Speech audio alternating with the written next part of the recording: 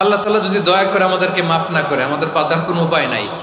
আপনি কি ভেবেছেন আপনার নামাজ দিয়ে আপনি জান্নাতে যাবেন?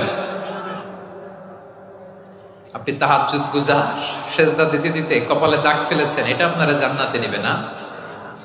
আপনি এলাকার সবচেয়ে বড় হাতেম তাই দানশীল, এই দানের ভরসায় বসে আছেন কশিন কালো না। আমাদের নামাজ, আমাদের রোজা, আমাদের ইবাদত, এগুলোকে মিজানের পাল্লায় উঠালে কোনো ওজনই হবে না। তবে আমাদের একটা কৌশল জানা আছে, আমরা আল্লাহর রহমতের ভিখারি। আমরা সেদিন আগেই গুনার স্বীকৃতি দিয়ে দেব।